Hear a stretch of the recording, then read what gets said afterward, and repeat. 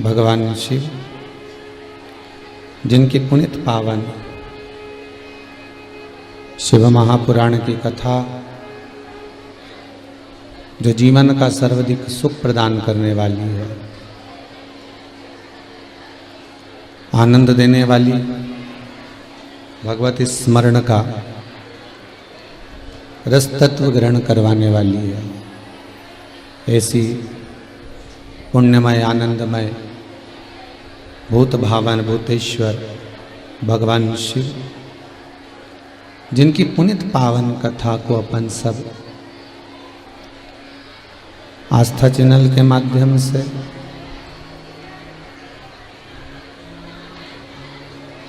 Online Shiv Mahapuran की कथा को श्रवण कर रहे हैं। बाबा भूत भावन भूतेश्वर भगवान शिव जो नित्य नूतन आनंद देने वाले हैं और जीवन का कल्याण करने वाले हैं। श्रावण के महीने की ये प्रथम शिव महापुराण की कथा अपने 6 दिवस के विराम के बाद 7वें दिवस में प्रवेश कर रही है और 7वां दिन सप्तम दिवस ये जीवन का एक ऐसा पहलू है जिसमें हम परमात्मा को पाने का प्रयास कर सकते हैं। पहले भी कथा में कहा, बचपन, जवानी, अधेड़ी और बुढ़ापा। बचपन गया जाने दो, जवानी गई जाने दो, और यदि अधेड़ी भी चली गई तो उसको भी जाने दो। पर शिव महापुराण की कथा कहती है कि बुढ़ापा बिगड़ने मत देना। अंतिम बिंदु है ये बुढ़ापा, आखिरी बिंदु है ये बुढ़ापा, ये वृद्ध अवस्था। और इस अवस्था के अंतर्गत अंतिम बिंदु में पहुंचने के बाद जब हम वापिस कहीं लोभ में, काम में, आसक्ति में, तृष्णा में, वासना में वापिस अगर डूबते हैं तो हमारा जीवन सार्थक नहीं होता। जीवन की सार्थकता उत्पन्न नहीं होती। बचपन खेल में खोया, जवानी नींद भर सोया, बुढ़ापा देख कर रोया, सिराने मौत हंसती है। अवस्था जैसे जैसे निकलती चली जाती है, जीव इंद्रियों से शिथिल होता चले जाता है। और जब इंद्रियों से शिथिल होता चले गया जीव, तो उसको ये महसूस होने लगता है कि अब हो सकता है कि मेरा जाने का समय हो जाए, मेरा विराम का समय हो जाए, मैं और थोड़ा सा कर जाऊं बच्चों के लिए, परिवार के लिए, कुटुंब के लिए, कुछ और अग्रण्य भाव में कर कर चले जाऊं।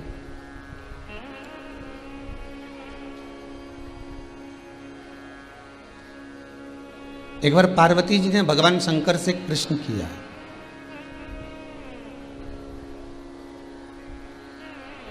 भगवान शिव से पार्वती जी एक प्रश्न करती है, थोड़ा डीले कम करो।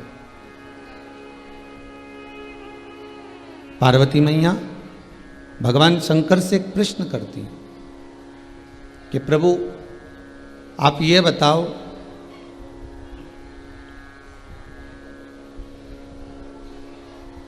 कि संसार के मानव को, मृत्यु लोक में रहने वाले जीव को भगवान का भजन, भगवान का नाम जाप, भगवान का स्मरण मंत्र जाप, नाम जाप कब करना चाहिए?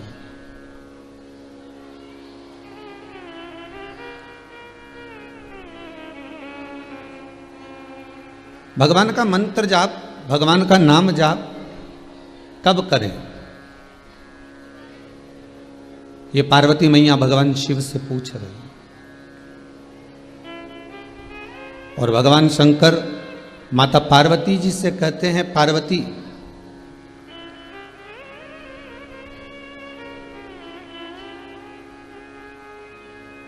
अगर संसार का मानव मंत्र जाप करना चाहता है, मेरा नाम लेना चाहता है, राम नाम, कृष्ण नाम, शिव नाम, भक्ति में डूबना चाहता है, भगवान के भजन में अगर डूबना चाहता है, तो उस मनुष्य को मृत्यु के कुछ समय पहले भगवान का नाम ले लेना चाहिए। अब बहुत ध्यान से सुनिएगा महाराज, डीले कम करिए, आवाज बढ़ाइए। मृत्यु के कुछ क्षण पहले, मृत्यु के कुछ समय पहले मंत्र जाप कर लेना चाहिए, नाम जाप कर लेना चाहिए। पार्वती जी ने पूछा, व्यक्ति को कैसे मालूम कि मरना कब है, प्राण कब छूटना है? व्यक्ति को मालूम कैसे कि प्राण कब छूटेंगे, मरेंगे कब, कब प्राण जाने वाले हैं, कब मृत्यु आने वाली है, उसको कैसे मालूम होगा? शिव कहते हैं, जब मनुष्य का जन्म होता है, माता के गर्भ से जब बच्चा जन्म लेता है, जन्म लेने के बाद में यह निश्चित हो जाता है कि इसके प्राण कौन सी तिथि को, कौन सी तारीख को, कौन से पल, कौन सी घड़ी, कौन से क्षण प्राण छूटेंगे। ये निश्चित है। कब प्राण जाना है, ये एक निश्चितता हो गई कि ये इतने बजे, इतनी तारीख को, इतने समय मरेगा, प्राण छूटेंगे। पर ये किसी को बताया नहीं जाता कि प्राण कब जाएंगे। अच्छा डॉक्टर भी हो, शास्त्री भी हो, कोई ज्योतिषी भी हो, तो नहीं बताएगा कि जब मरेगा कब। मृत्यु की घड़ी को भगवान शिव कहते हैं, वो मैंने साध कर रखा, मृत्यु की घड़ी को मैंने छुपा कर रखा। और मृत्यु की घड़ी को छुपा के रखने का केवल एक कारण है कि जब मृत्यु का पता नहीं चलेगा तो व्यक्ति कम से कम भजन में लगा तो रहेगा। पार्वती, मैंने आपको कहा कि मरने के कुछ क्षण पहले भगवान का भजन करो। अब व्यक्ति को कब मरना है, इसलिए शास्त्र कहता है कि श्वास श्वास में शिव रटो, वृथा जन्म मत खोए, ना जाने इस श्वास का फिर आवन होए ना हो। हर श्वास में जब शिव रटते रहोगे, हर श्वास में जब भगवान का भजन करते रहोगे, तब आप रूप जो सुख का अनुभव है, आप रूप जो आनंद का अनुभव है, वो प्राप्त हो जाएगा। आज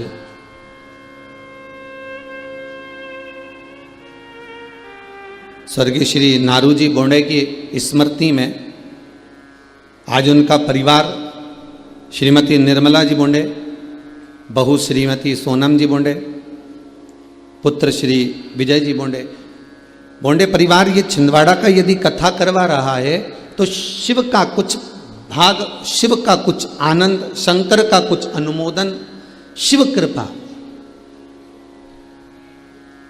कुछ तो प्राप्त हुआ होगा।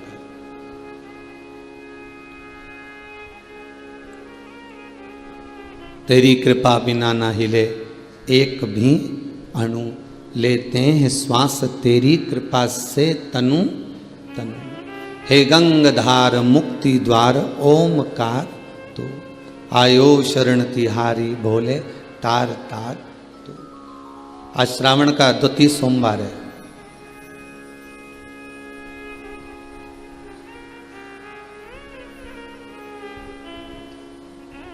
कुछ तो कृपा शिव की है जो बोंडे परिवार कथा करवाया, कुछ तो कृपा शंकर की है जो आप सब आस्था चैनल के माध्यम से, फेसबुक यूट्यूब के माध्यम से, टीवी के सम्मुख में बैठकर भगवान के धाम में बैठकर कुबेरेश्वर धाम का स्मरण कर कर इस पावन शिव महापुराण की कथा को सुन रहे हैं। कोई पूर्वजों का पुण्य एकाग्रित हुआ होगा, तब जाकर ये पावन कथा हमको सुनने को मिल रही। और वो भी कथा कोई साधारण नहीं, गंगा शिव महापुराण की कथा।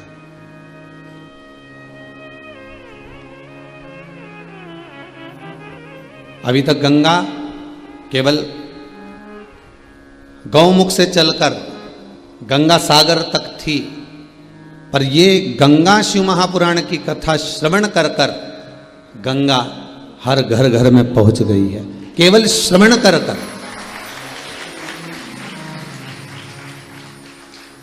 शंकर की कथा को श्रवण कर कर ये गंगा घर घर तक पहुंच रही है।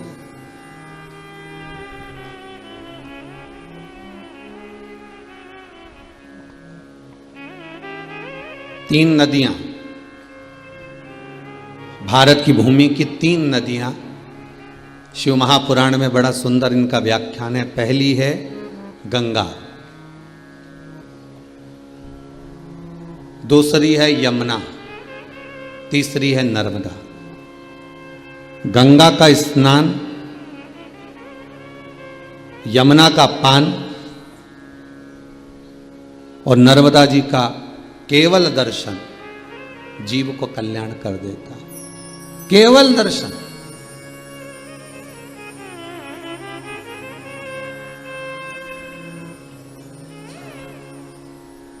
गंगा, यमुना, नर्मदा, इन तीनों का जो सुख है, गंगा नर्मदा यमुना का जो सुख है, गंगा नर्मदा यमुना का जो आनंद है, तो गंगा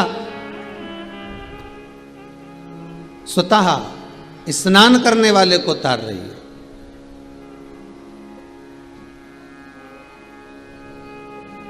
यमुना पान करने वाले को तार रही है और नर्मदा केवल दर्शन करने वाले को तार रही है। केवल दर्शन करने वाले। और ये तीनों नदियां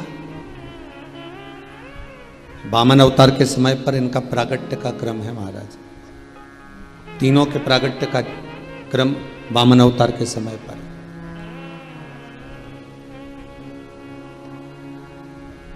एक कथा श्री वामन पुराण की बड़ी सुंदर है। जिस समय पर भगवान नारायण छोटे से ब्राह्मण का रूप रखकर 84 अंगुष्ठ का शरीर धारण कर 84 अंगुष्ठ का शरीर,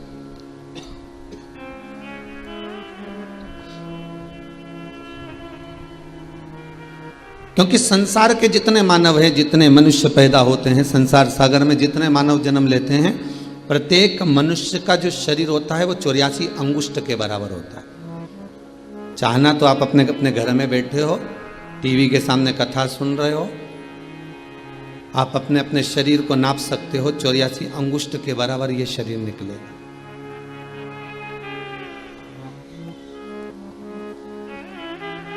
एक छोटा सा बच्चा जन्म लेता है, भले वो 4 महीने का हो, 6 महीने का हो, वो अपने अंगूठे से नापेगा तो उसका शरीर 84 अंगुष्ठ के बराबर निकलेगा। बच्चा बड़ा हो गया 10 साल का, वो अपने अंगुष्ठ से नापेगा तो 84 अंगुष्ठ के बराबर निकलेगा। और बड़ा हो गया, अवस्था 70 की भी हो गई, तो अपनी अवस्था में नापेगा तो 84 अंगुष्ठ के बराबर उसका शरीर निकलेगा।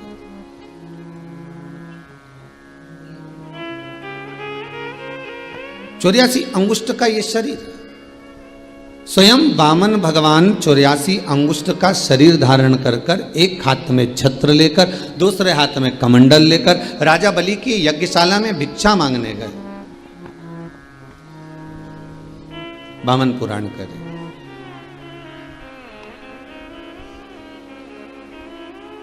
और राजा बलि के दरवाजे पर जाकर उन्होंने आवाज लगाई कि डोल उठी है सारी धरती देख रे, डोला गगन है।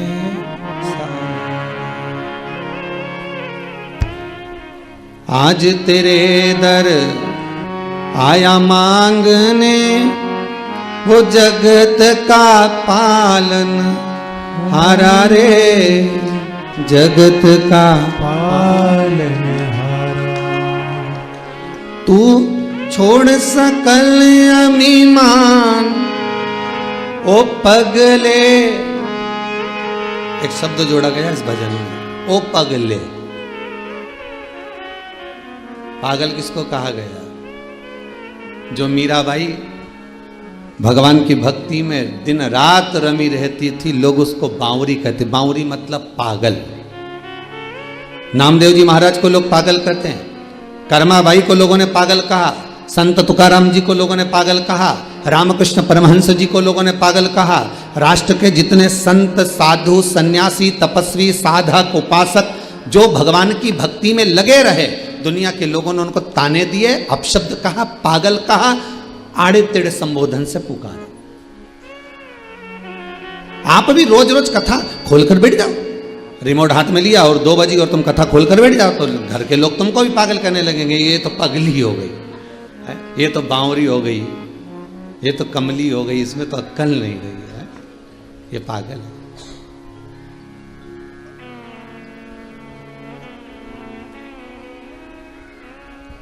दो बजे कथा ये सुने, सवेरे से लेके फिर मोबाइल में लगा के बैठ जाए, रात होए पलंग पे पड़ी पड़ी भी कथा सुनती रहे, तो लोग नहीं पागल कहेंगे? और अच्छा वो सियोर वाला महाराज हुआ, वो भी पगला और भगत भी पगला है? सब पागल। शिव पुराण तो सीधी सीधी बात कर रही ना कि भगवान की भक्ति करने वाला पागल ही होता है।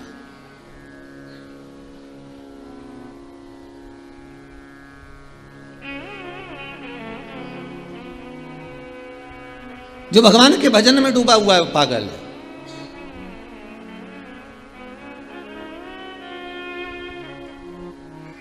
जो भगवान की भक्ति में डूबा हुआ है वो पागल है।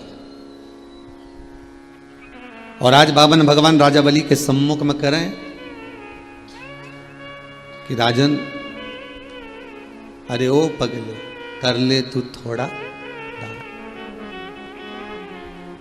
ये मौका फिर नहीं मिलना। जो भगवान की भक्ति में पागल हो गया, जो भगवान के भजन में पागल हो गया, जो भगवान की कथा में पागल हो गया, जो भगवान के रस तत्व में पागल हो गया, जो भगवान के दीदार में, दर्शन में पागल हो गया, जो भगवान के धाम में पहुंचकर अपने चित्त वृत्ति को भूलकर पागल हो गया, शास्त्र कहता है वही भगवान के करीब हो गया। जो समझदार हो गया वो भगवान से दूर हो गया।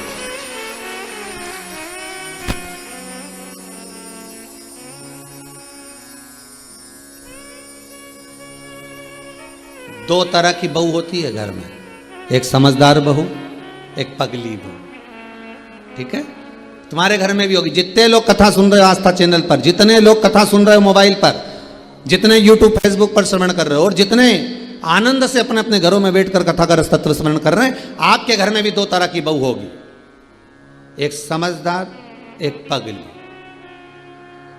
अब तुम कैसे पहचानोगे कि समझदार है कि पगली? घर में कोई फंक्शन होन दो, शादी होन दो, कोई रिसेप्शन होन दो, घर में कोई पार्टी होन दो, घर में कोई कार्यक्रम होन दो, एक बहू ऐसी होगी जो पूरा घर संभालेगी। मम्मी जी आई कि नहीं, मामा जी ने खाना खाया कि नहीं खाया, काका जी आए कि नहीं आए, बुआ जी ने ये काम करा कि नहीं करा। एक बहू ऐसी होती है जो जिसको पूरे घर की चिंता लगी रहती है, समझदार। तो और एक ऐसी होती है कि वो आराम से उतर के 9 बजे तो जगदम्बा नीचे आई, अब 9 बजे तो नीचे पहुंची, और 9 बजे नीचे आने के बाद में बढ़िया डेंटिंग पेंटिंग कर कुरा के, और शादी का फंक्शन की तैयारी चल रही, और सब तो अपनी जगह पर, और ये बैठ गई लाम जरम मान जा, और ऊंचा अब वो मान जा।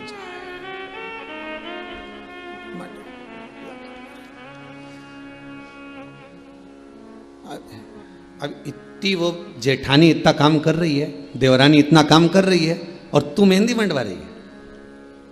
फिर इतने में किसी ने कहा, देखो तुम्हारी बहू में तो अक्ल ही नहीं, मेरी इस बहू में तो बिल्कुल अक्ल नहीं, रत्ती भर की भी। वो देखो बेचारी कितना काम कर रही है, कितनी देर से लगी है, सबको पूछ रही है, सबका सामान समेट रही है, सबका सामान उठा के रख रही है, बर्तन भांडा उठा के रख रही है, कपड़ा लत्ता उठा के रख रही है, और एक ये मेहंदी मंडवाने बैठ गई, और जैसे ही मेहंदी से उठी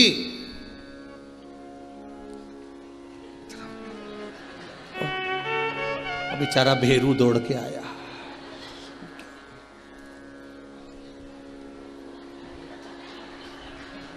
पगली,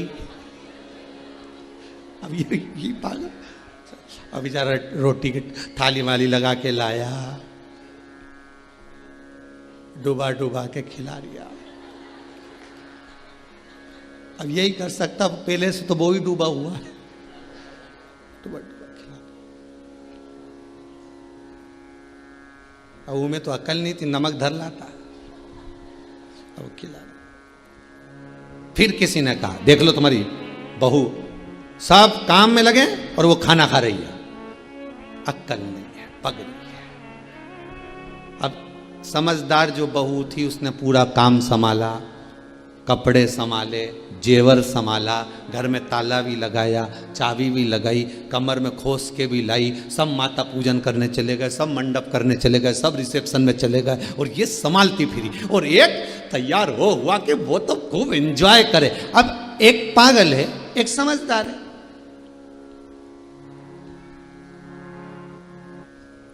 अब तुम समझदारी रखोगे तो तुम्हें क्या जायदाद का हिस्सा ज्यादा मिल जाएगा? जम के तो बोलो नहीं।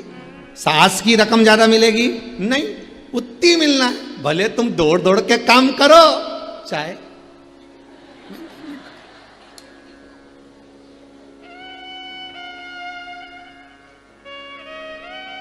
और बल्कि जो बड़बड़ कर काम करता है उसको कम ही मिलता है, ये शास्त्र रीति है। बेचारी बुआ जी के लाके बिठा दिया, मामी जी के लाके बिठा दिया, मामी जी सारे कपड़े आ रहे संभालते आना, और बुआ जी वहीं बैठी सारा कपड़ा संभालती जा रही, सारी रकम संभालती जा रही, सारा सामान संभालती जा रही, और सारी बहुएं डेंटिंग पेंटिंग करके सारी पार्टी का एंजॉय कर रहे, और डुकरिया बैठी। अब चाहती तो बुआ जी एंजॉय करने आई थी, शादी का आनंद लेने आई थी, वो जीजी पूरी शादी का आनंद लेने आई थी, पर कपड़ा लत्ता संभालने के चक्कर में, जेवर संभालने के चक्कर में, सामान संभालने के चक्कर में एक जगह बैठी। अब वो एक बहू को बुलाया, बेटा भूख लग रही, लिया, अब वो भी गई। अब मालूम पड़े बफेट में तो इतना सारा आइटम बना, नहीं वो तो 3-4 सामान ला के दे दी बुआ जी के, खाओ। अब ईमानदारी से बोलो, जितनी साड़ी सारी बहन बेटी के मिली उतनी उस बुआ के भी मिलेगी ना? अरे बोलो तो कि वो के ज्यादा मिल जाएगी? नहीं, बस मिठाई का डब्बा ज्यादा मिल सकता है, वो भी इसलिए क्योंकि सड़ जाएगी अगर रख लेंगे तो, और बुआ जी जा ही रही है। तो तुम समझदार क्यों बनो? शिव महापुराण की कथा कहती है, मीरा बावरी हो गई, कर्मा बावरी हो गई, नामदेव, तुकाराम, रामकृष्ण परमहंस, चैतन्य महाप्रभु, भारत की भूमि के जितने साधु, सन्यासी, तपस्वी, साधक, उपासक, संत, महात्मा, ये सबको पागलों की गिनती में गिना गया। और शास्त्र का हम भी कहते हैं, जितने साधु, सन्यासी, तपस्वी, साधक, उपासक, जितने कथाकार, जितने भगवान की भक्ति में डूबने वाले, जो भगवान की भक्ति में रम रहे हों, भगवान के स्मरण में रम रहे हों, वो सब की सब पागलों की गिनती में आते हैं। कथा बाचने वाले भी पागल, कथा सुनने वाले भी पागल। समझदार तो वो है जो कथा हमें आती ही नहीं है, समझदार वो है जो कथा सुनना पसंद करते ही नहीं। अभी कोई हमारा बुढ़ापा है, वो समझदार दिन रात कमाने में लगे हैं, दिन रात जोड़ जोड़ के लाते जाए, देते जाए, लाते जाए, देते जाए। पर कभी मन में विचार करो, एक बार तो कम से कम अपने पति से जरूर पूछो, इतना भाग दौड़ करते हो, 8-8 बजे दुकान से जाते हो, रात को 11-11 बजे तक आते हो, किसके लिए कमा रहे हो? 2 रोटी सही से नहीं खा पाते हो, 2 रोटी सही से नहीं खा पा रहे हो, चैन की जिंदगी नहीं जी पा रहे हो, किसके लिए कमा रहे हो? किसके लिए करना है? पति कहेगा पत्नी के लिए, बच्चों के लिए, इनको आगे बढ़ाने के लिए, बस यही इनको बढ़ाना है, इनको आगे बढ़ाना है, इनको बढ़ाना।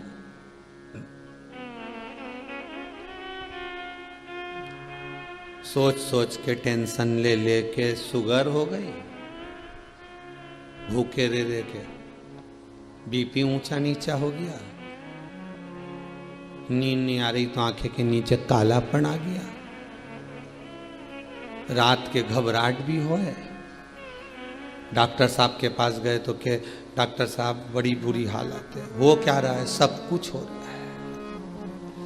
भगवान की भक्ति में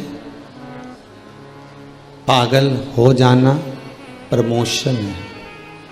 क्या है ये? प्रमोशन। जो भगवान की भक्ति में पागल हो गया, समझ लो उसका प्रमोशन हो गया, और जो समझदार हो गया उसका डिमोशन हो गया। अब कोई तुमसे कहे ना ये तो पागल हो गई, कथई कथा कथई कथा कथई कथा, इसके पास तो कोई काम बचा ही नहीं है, केवल कथई कथा सुने, तो समझ लो कि अपन पागल हो गए। मतलब अपना प्रमोशन हो गया, पद बढ़ गया।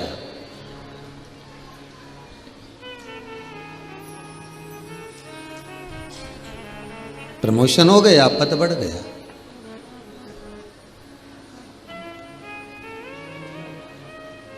हमें नहीं होना समझदार। शिव कथा कह रही, 84 अंगुष्ठ का शरीर भगवान वामन ने धारण करा, और 84 अंगुष्ठ का शरीर धारण कर कर एक हाथ में छत्र लेकर दूसरे हाथ में कमंडल लेकर राजा बलि की यज्ञशाला में जब पहुंचे हैं भिक्षा मांगने के लिए, राजा बलि देने को तैयार है कि ले लीजिए। आपने भागवत जी में तो सुना ही होगा ना सारा चरित्र, बहुत सुंदर सुंदर संवाद है श्रीमद् भागवत के भीतर। आप ले लीजिए। कितना चाहिए आपको? 3 पग भूमि।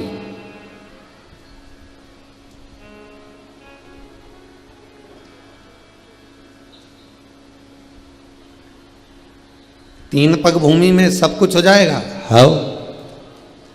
तो राजा बलि को हंसी भी आई कि ये इतना छोटा सा बच्चा है, कितना नापेगा ये? इतना सा बच्चा नापेगा भी तो जमीन कितनी नापेगा ये?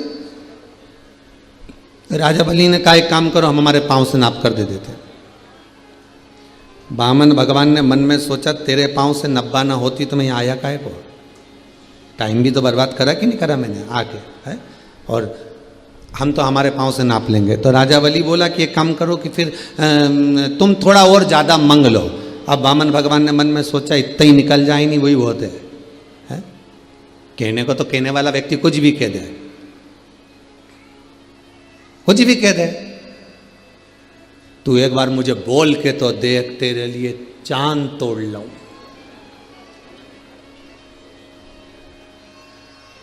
तू एक बार बोल के तो देख, तेरे लिए चांद तोड़ कर लिया हूं, सितारा तोड़ के लिया हूं। इतने में मम्मी ने आवाज लगाई, छत पे से कपड़ा उठा ला, ये चांद बाद में तोड़ रही है, पहले कपड़ा तो उठा ला। सारे अरमानों में पानी फिर गया। चांद तोड़ रहा था, अब कपड़ा उठाने लगा। कहने को तो कोई भी कुछ कह दे। एक बच्ची गार्डन में घूम रही थी, वो अपने कोई पति से बोल रही होगी, शादी पक्की हो गई होगी या जो भी कुछ हुआ होगा, तो बोल रही थी अपनी एक बार शादी तो हो जान दो, पूरे घर को स्वर्ग बना दूंगी, तुम्हें टेंशन लेने की बिल्कुल जरूरत नहीं है, क्यों चिंता करते हो, पूरे घर को स्वर्ग बना दूंगी। हमने भी देखकर कहा गजब का विल पावर है, घर को स्वर्ग बनाएगी और घर के लोगों को स्वर्गवासी। अब ये घर को स्वर्ग बना दे, घर वाले को स्वर्गवासी। गजब। कहने को कुछ भी कह दो, तुम बोलो तो सही, तुम कहो तो सही। तो राजा बलि बोल रहा है कि मैं 3 पग भूमि को नाप कर दे देता हूँ, अपने पाँव से नाप देता हूँ, और भी ज़्यादा मंग लो, नहीं चाहिए। तब आखिरी का जो निर्णय था वो ये था कि भगवान अपने पाँव से नाप रहे हैं। अपन को तो शिव पुराण का आनंद लेना, ये भागवत का थोड़ा सा संवाद है। गंगा अवतरण की कथा है, एक वामन पुराण में गंगा अवतरण की कथा ये भी लिखी गई है, उसको भी समझ लीजिए। 3 पग भूमि, ठीक है। शुक्राचार्य बाबा ने आकर मना किया, फिर भी नहीं माने, नापने के लिए अग्रण्य हुए। कमंडल के अंदर जो टोटी थी उसमें शुक्राचार्य जी जाकर बैठ गए, एक आंख लगाकर देखने लगे कि बाहर क्या हो रहा है। पानी नहीं निकला कमंडल से। पूछा गया कि कमंडल से पानी क्यों नहीं निकल रहा, तो वामन भगवान बोले मुझे लगता है कमंडल में कचरा अड़ी गया। अब इनके क्या मालूम था कि शुक्राचार्य जी अड़े बैठे, कचरा अड़ गया मुझे लगता है। अच्छा हाँ, जब ही नहीं निकल रहा। तो इतने में राजा बलि बोला मैं कचरा साफ करके लेके आता हूं। तो वामन भगवान बोले तुम्हें कचरा साफ करने की क्या जरूरत। वामन भगवान बोले हमारे तो जितने अवतार हुए हर अवतार में हमने कचरे ही साफ करा। राम अवतार में रावण को साफ कर गए, कृष्ण अवतार में कंस को कर गए, नरसिंह अवतार मिला हिरण्यकशिपु को कर गए, बरहा अवतार मिला हिरण्याक्ष को कर गए। जरा देव शुक्राचार्य जी को दो इधर। कमंडल हाथ में लिया, कुसा की चटाई में से कुसा खींची, एक टोटी में जो दी, शुक्राचार्य जी की एक आंख निपट गई। अब केवल एक ही रह गई।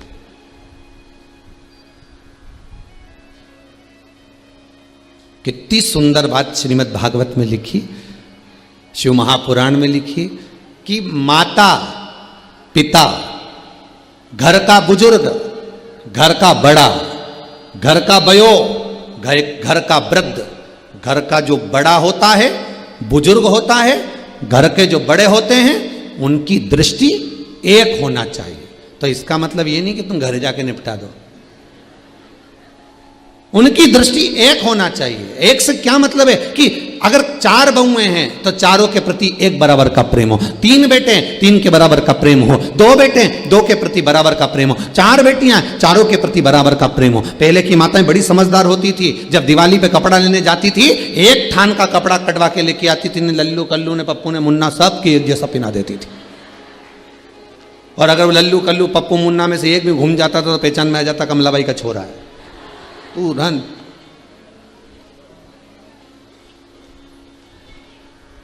कपड़ा से पहचान जाए कि ये एक ही थान का है, एक जगह का कटा हुआ।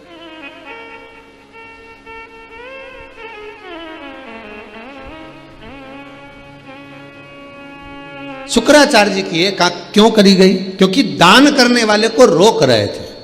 शिव महापुराण की कथा कहती है कि जिस समय दान करने का मन में भाव प्रकट हो जाए, जिस समय दान करने का एक लक्ष्य प्रकट हो जाए, जिस समय तुम्हारी चित्त वृत्ति में एक बात आ जाए कि मुझे ये दान करना है, इन हाथों से देरी मत करना, दान कर देना।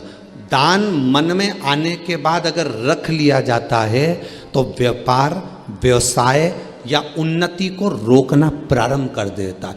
जो हमने मन में संकल्प लिया कि मैं ये दान करूंगी, 500 रुपए करूं, 2 रुपए करूं, 50 रुपए करूं, किसी को ये दूंगी वो दूंगी, तो वो पहले दो, क्योंकि वो दान तुम्हारे मन से निकल गया। और वो दान अगर तुम्हारे घर में पड़ा हुआ है 5,000, 10,000, 20,000, 21,000, 1 रुपया, 4 रुपया, 2 रुपया, वो जब तक घर में पड़ा हुआ है तब तक तुम्हारी वृद्धि नहीं करने देगा, तुम्हारी उन्नति को रोकेगा। जिस दिन तुम्हारे मन में दान का भाव हो गया कि अब ये मैंने दान कर दिया है, चाहे कुछ भी हो जाए इसको मुझे दान करना, भले तुमने अलग निकाल के रख दिया, भले तुमने कपड़े में बांध के रख दिया, भले तुमने गुल्लक में रख दिया कि मैं जाऊंगी जब दूंगी, मैं ये करूंगी जब पहुंचूंगी जब दूंगी, भले निकाल के रखा, पर रखा तो घर में ही है ना। दान अगर एक बार मन से दे दिया जाता है, दान एक बार अगर चित्तवृत्ति से दे दिया जाता है, फिर उसको रखा नहीं जाता, उसको पहुंचाने का प्रयास करना पड़ता है। मैं दे दूं कैसे भी पहुंच जाए, बस 50 काम छोड़ दो, फिर देखिए आना ही है, फिर पहुंचाना ही है। घर में कोई अड़चन आ रही है, सब दूर पूछ लिया, पंडित जी से भी पूछा, ना जाने क्या हो रहा है, हमारे तरक्की रुकी पड़ी। तो पंडित जी नहीं बोलेंगे कि तूने, क्यों पंडित जी बोलेगा तो ये सोचेगी कि बताओ कैसा है, ये तो अपनी अपनी सोच है। पंडित जी नहीं बोलेगा कि तुमने कहीं का दान रख रखा है क्या, या तुमने दान का संकल्प लिया था क्या, या कोई देने की बात करी थी क्या, या मन में तुम्हारे विचार आया था क्या, तो वो तुम्हारा रखा है, इसलिए ये तरक्की, ये उन्नति, ये वृद्धि रुक रही। दान पहले कर।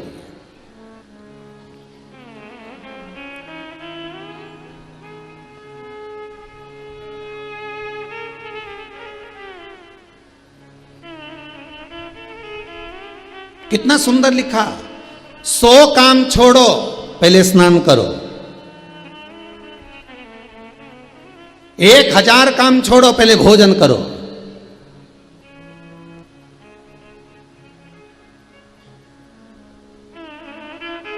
और 1 करोड़ काम छोड़ो पहले दान करो, और 10 करोड़ काम छोड़ो पहले भगवान का भजन करो, ये मौका नहीं है। छोड़ते चलो, 50 काम छोड़ना है, पहले भगवान का भजन इन श्वासों से, इन धड़कनों से, इन हृदय से, इन चित्त से, इस वृत्ति से हो।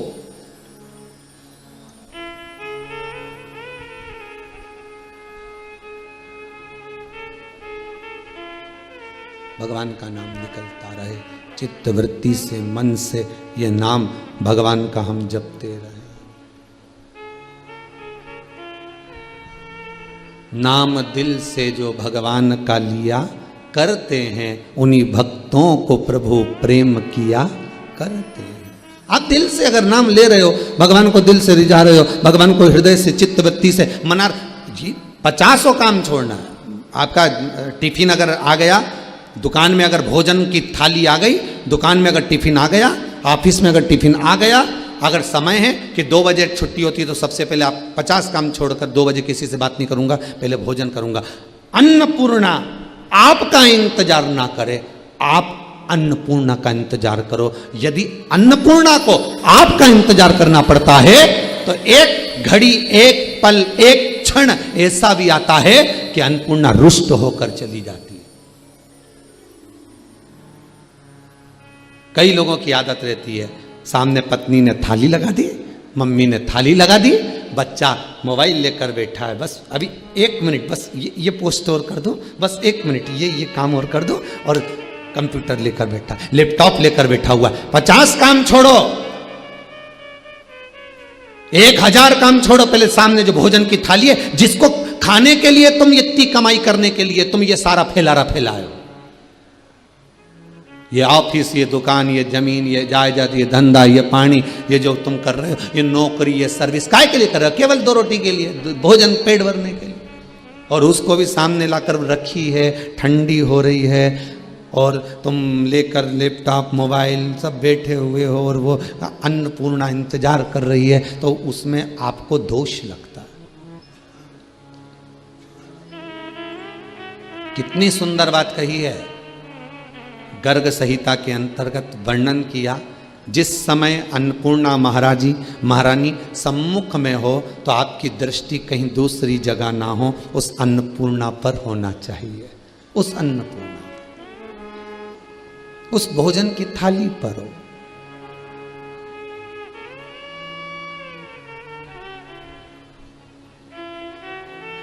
कई लोगों की आदत है, इधर अखबार खोल के बैठ गए, भोजन करते करते अखबार भी पढ़ रहे हैं, भोजन करते करते मोबाइल भी चला रहा है, भोजन करते करते टीवी देख रहे हैं।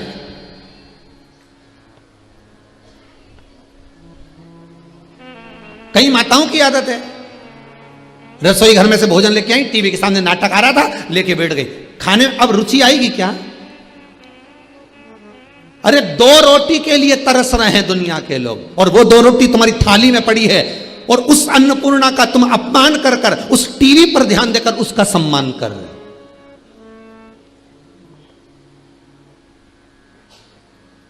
मोबाइल चला रहे हैं, सामने भोजन की थाली रखी है, बात कर रहे, सामने भोजन की थाली रखी है।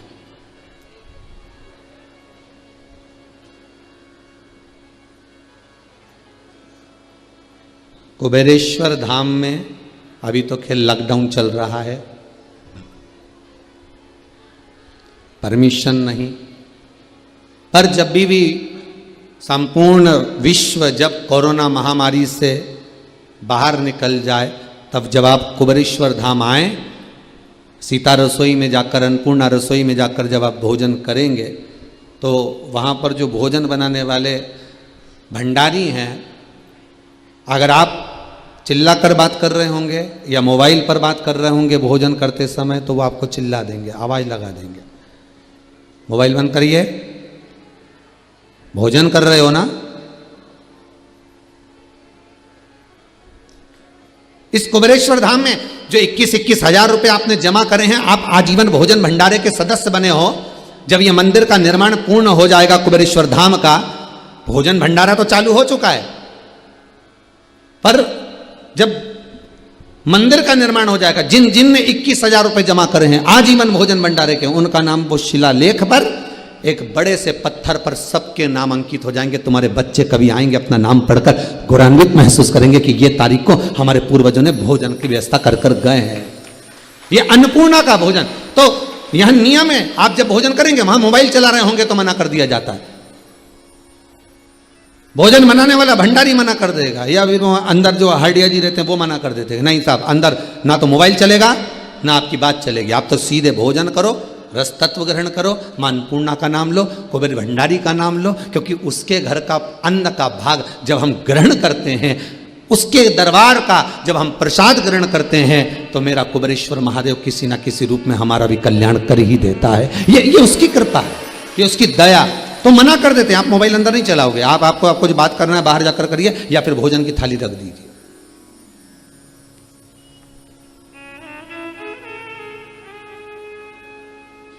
अन्नपूर्णा पर ध्यान देकर जिसके लिए तरस रहे साहब, तरस रहे। पूरी 8 बजे से सुबह से दुकान खोल के बैठा है, रात को 11 बजे तक कमा रहा है। किसके लिए? केवल रोटी के लिए, और वो ना मिले, अच्छे से भी नहीं खा सको। जिस समय घर के लोग भोजन कर रहे हो उस समय पर टीवी बंद होना चाहिए। जिस समय पर तुम्हारे यहां पर कोई विशेष अतिथि आया हो उस समय पर टीवी बंद होना चाहिए। जिस समय पर तुम्हारे यहां कोई मेहमान आया हो उस समय पर कितना भी अच्छा सीरियल आ रहा हो, कितना भी अच्छा नाटक आ रहा हो, टीवी बंद होना चाहिए। हाँ, कथा चल रही हो और कोई मेहमान आ गया तो टीवी चालू रहना चाहिए, क्योंकि उसके कानों में वो शब्द जाएगा तो तर जाएगा। भले राम नहीं कहा, भले शिव नहीं कहा, भले कृष्ण नहीं कहा, पर कथा चल रही है तो उसका शब्द उसके कानों में जाएगा। आप व्यापार कर रहे हो, व्यापार करते समय टीवी चालू कर दी, 4 ग्राहक आ रहे हैं, उनके कानों में वो कथा जाएगी, तर जाएगा। कोई सीरियल चल रहा है, नाटक चल रहा है और आप भोजन कर रहे हो, पहले टीवी बंद कर दो, पहले भोजन पर ध्यान दो, फिर नाटक चालू करेंगे। पर यहां तो थाली लेके बैठे,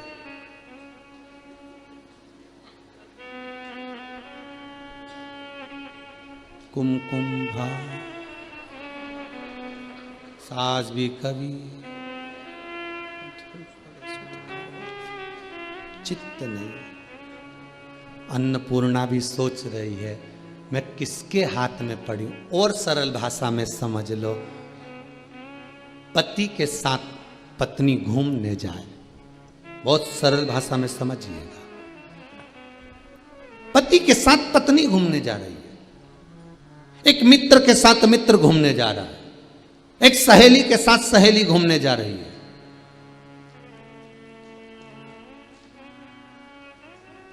और तुम बात करते हुए जा रहे हो उससे, और उसका मन तुम में नहीं है और वो मोबाइल चला रहा हो, तो तुम्हें कैसा लगेगा? सत्य बताना ईमानदारी से। पति के साथ तुम घूमने जा रही हो, अपनी सहेली के साथ मार्केट करने जा रही हो, अपने दोस्त के साथ आप शॉपिंग करने जा रहे हो, और दोस्त मोबाइल में लगा हुआ, बस हेडफोन लगाया और मोबाइल में बस, और चला साथ में, गाड़ी भी लेकर गए और दिन भर मोबाइल में लगा, और गए थे बड़े एंजॉय के हिसाब से, चलो बात करेंगे, आधा घंटा निकालेंगे, मित्रों के साथ बैठेंगे, ये करेंगे। पत्नी भी सोच कर गई थी चलो मेरे को लेकर जा रहे हैं, आज मौका मिला है, घर पर अच्छे से बात नहीं हो पाए, हो सकता है अपन चलेंगे, 2-4 बात होगी पति के साथ। तो वो बेचारी बात करने के लिए बैठी है, वो बेचारा बात करने के लिए बैठा, और ये अपनी सहेली से बात में लगी है, कैसी है। अब वो मन में सोच रहा है कब मोबाइल रखे और कब मुझसे बात करे, और पत्नी की सोच रहा, पति, और ये मोबाइल। अब चित्त नहीं लग रहा ना, आपका मन नहीं लग रहा ना, तो मन मोटा होगा कि नहीं होगा? आखिरी में मन मोटा होगा कि नहीं होगा? कि बताओ, हमारे साथ गया, हमारी सहेली थी, हमारा दोस्त था, पर मन मोटा।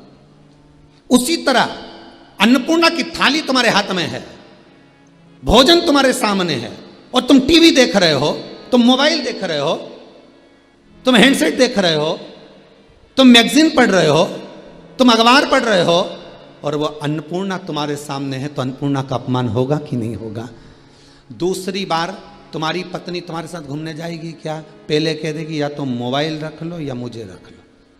सहेली बोलेगी कि नहीं बोलेगी? सहेली बोलेगी कि नहीं बोलेगी कि मेरे साथ चल रही है तो देख मोबाइल घर पे छोड़कर चल, या लेके चल रही है तो देख बात मत करना। दोस्त भी कह देगा, दिन भर तो कानों में ये लगा के रखता है और मोबाइल चलाता रहता है, कम से कम दोस्तों से मिलने आए तो थोड़ी देर तो अच्छे से मिल, इसके बाद चालू कर ले। तो थोड़ी देर के लिए, अन्नपूर्णा के लिए, भोजन के लिए, उस अन्न माता के लिए अपनी ये टीवी, अपना ये हैंडसेट, अपना ये मोबाइल, अपना ये लैपटॉप, अपना ये कंप्यूटर छोड़कर 15 मिनट ज़्यादा से ज़्यादा 20 मिनट में भोजन हो जाता है। उस अन्नपूर्णा को समय दो, तो वो अन्नपूर्णा जब शरीर में जाती है तो रोग उत्पन्न नहीं करती।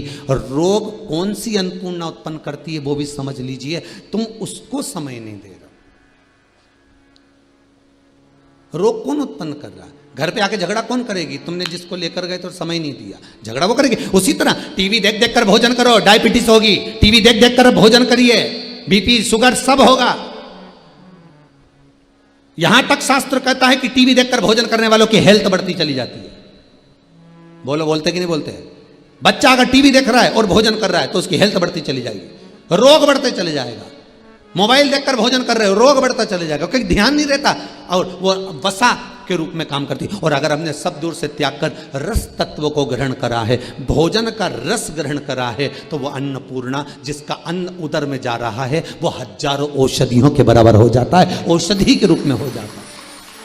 पर हम त्याग रहे हैं, हम त्याग रहे हैं। भगवान वामन का चरित्र कर रहा है, नहीं चाहिए हमको तो 3 पग भूमि चाहिए। 3 पग भूमि नाप लीजिए, दान करने का मौका मिले दान करिए। शुक्राचार्य जी ने दान को रोका था, इसलिए एक आंख चलेगी। दान, पुण्य, कीर्तन, सत्संग जो करना है समय पर करो, कल पर मत टाल।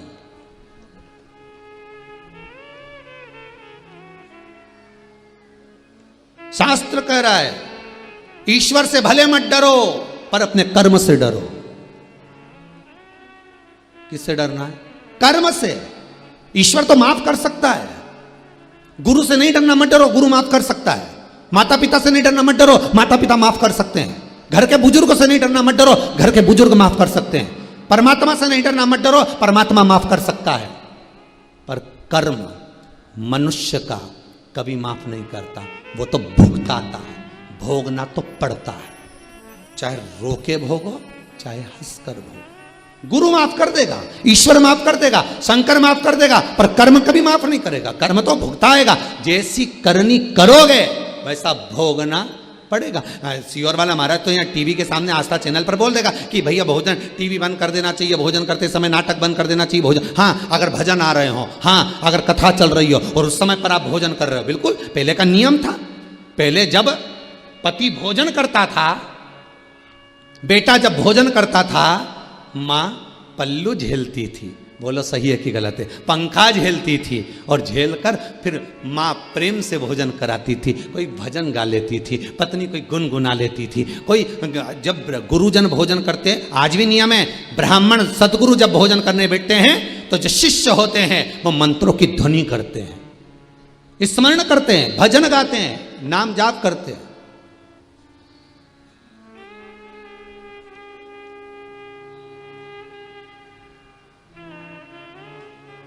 पहले भोजन होता था शादी ब्याहों में भी, तो कीर्तन मंडलियां बैठती थी। आज के ज़माने में तो बफेट चले और गाना चले, थारी अखियां का जो जादू।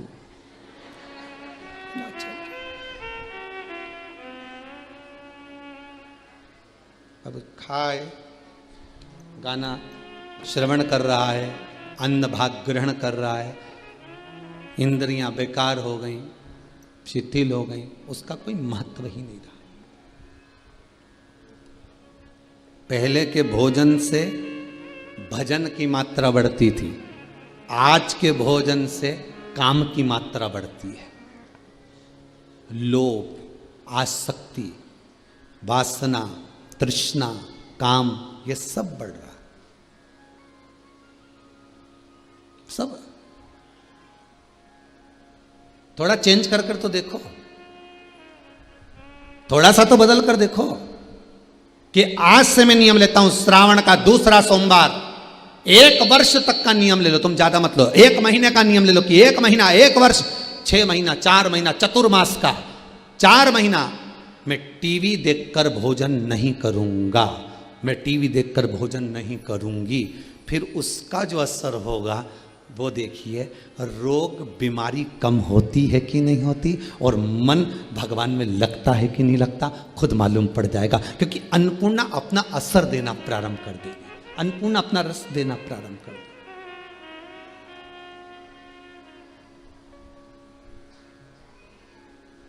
जाओ भोजन करना, करो। अन्नपूर्णा अपना भाग स्वयं दे रही है, अपना रस तत्व अन्नपूर्णा स्वतः प्रदान कर रही है।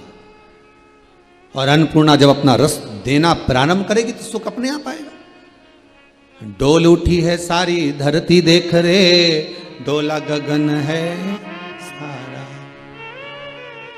आज तेरे दर आया मांगने, जगत का पालन हारा रे, जगत का पालन हारा। तू छोड़ सकल अभिमान, ओ पगले कर ले तू थोड़ा। दान, पुण्य, भजन, स्मरण ये कोई पागल ही कर सकता है जो भगवान की भक्ति में डूबा हुआ। ये कोई पागल ही कर सकता है।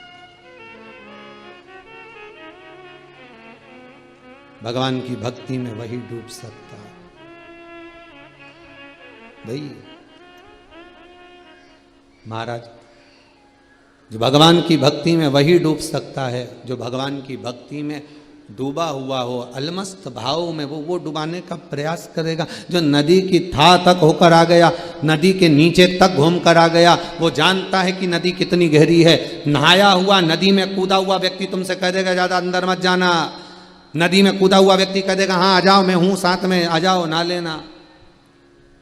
नहाया हुआ व्यक्ति ही नहवाएगा, आ जाओ कूदो, पानी ज्यादा गहरा नहीं है। उसी तरह भगवान की भक्ति में डूबा हुआ व्यक्ति तुम्हें डुबाने का प्रयास करेगा कि भगवान की भक्ति में कैसे डूबना, शिव के पूजन में कैसे डूबना, शंकर के अनुमोदन में कैसे डूबना।